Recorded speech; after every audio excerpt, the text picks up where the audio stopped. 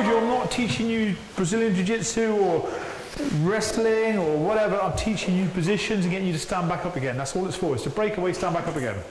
Okay? Okay, we've got one position to do in a minute, okay, which is when I'm in side pin underneath, which we're going to come back to that in a minute. But what I want you guys to do is we're going to go back to standing, back to the floor. Okay, because people go, yeah, but where's the link between the two? And I would never go to the floor. The amount of times people have said to me, yeah, you won't get me on the floor.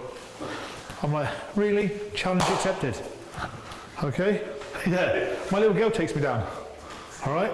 It is what it is. All right? She does rhino spiking on me, takes me down, everything. Okay? So there's an array of different ways we can fall over. It can be my opponent generates the movement to take me down, a throw or a trip or a shoot. It can be I do a technique and he takes advantage of that technique. I go for a knee, he catches my knee.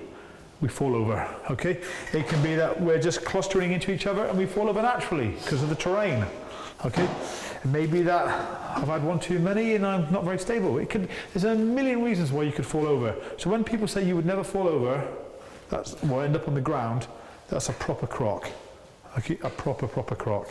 We don't have time to teach you how to do break falls and all this type of stuff because it's not about that. And on top of that, it doesn't matter how good you are at break falls, you don't really want to be break falling on the ground, on concrete. It hurts. All right, forward rows on concrete hurt. Okay, but it's better than actually smashing the ground. Everybody happy with that? Makes sense? So what we're going to do is we're going to do the stand-up bit first, and I'm going to do a set move on you to be able to put the knee in. Once we put the knee in, we'll do the takedown from that point. So we'll do the set move first, and we'll all have a couple goes at that, okay?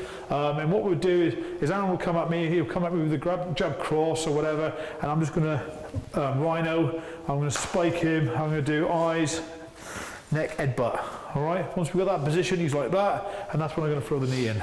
Okay, now I could throw the knee in really, really well, and it could be effective in catching him in the groin, he goes down.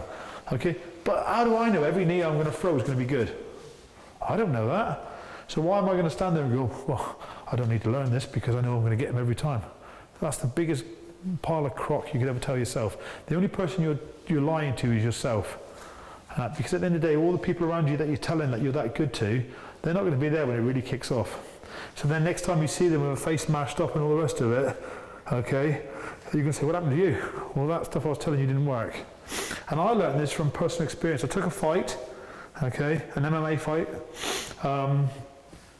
I found out that the person I was fighting, awesome guy, absolutely awesome guy. We're actually friends now. In my mind, it's one of the toughest fights I've ever had. I thought he was a wrestler. I thought he was a wrestling coach. So I thought, I'm not going to worry about striking. No striking in my camp, just a little bit, because it could be asked. I was getting lazy, and all the rest of it. I'm just going to grapple every day, because I'm going to go in there and I'm going to tear him one. Okay? Anyway, we walked out, we touched gloves. He came out like Van Damme. He did everything from knee me in the head, spinning elbow me in the face, kick me in the thighs, shin kick me. He did everything you could possibly think of to me. Okay? To the point that I looked like Elephant Man. He proper gave it to me. All right? And I was like, well, there was a mistake, wasn't it? I could take anybody down, I thought. I couldn't take him down because of his wrestling background. All right? So I made a massive mistake. It was by sheer luck in the third round, because my cornerman came into the cage with me, and he goes, you've lost those 2 rounds. Oh, shit. Oh. He goes, you need to knock him out or submit him. I went, brilliant. I was going to have to do one of these things to him. Luckily, we hit the ground, and I was able to submit him. So I won the fight. Okay, it's on YouTube, watch it. You watch me get 10 bells of granny kicked out of me. It's seriously, he proper hurt me. We are friends now, surprisingly. It's weird how that works. And he's a super talented lad. But I made the assumption, and I paid the price for that. That makes sense? So never make the assumption you're not going to go to the floor. I don't need to train that because I'm not going to end up there. I don't need to train this because that wouldn't happen to me. Okay, I call bullshit on all of that straight away. And people that stand there and say it to me, I just laugh at them. Okay, one, I'm quite happy to prove them wrong. Okay, or get somebody else to prove them wrong. But secondly, I feel sorry for them because in a real life situation, because of their naivety, that's where things go wrong. And in a real life situation, they will suffer. They'll either get hurt or something really, really bad will happen to that person because of their naivety, but then their family suffer for it as well. That makes sense? So there's lots of implications to put into place on this, and just something to think about when you're doing martial arts or training for self-preservation. You've got to take everything into account. Knife fighting. It's not knife fighting, it's knife defense. Okay? Everybody can do lots of patterns. Okay? Nobody's going to stand in the street with you and do a pattern. Okay? It's just not going to happen. They're going to be hell-bent on spiking you with that knife as quick as they can. Train that. That makes sense? So Aaron comes to me. Okay, so we're going to square off. Okay, if we go run this way, that's it. Okay, we're going to square off. He's going to go jab cross. So I'm going to go, boom, boom, where I am, straight away. I'm just going to put my elbow in. Okay, if he hits it, he hits it. It's not a problem. Okay, not a problem. So he goes at me, I go, boom. Makes sense? Just turn into him. Even if I don't turn into him, if he goes jab cross, he can't hit me. Come back in, jab cross. Punch me in the face. Hit in the face. Can't get me. Make sense? He can't get me because I'm turning with him. Yes, he might clip your forehead. It doesn't really matter. Does that make sense? He's not actually going to get you. So it's something to think about as well.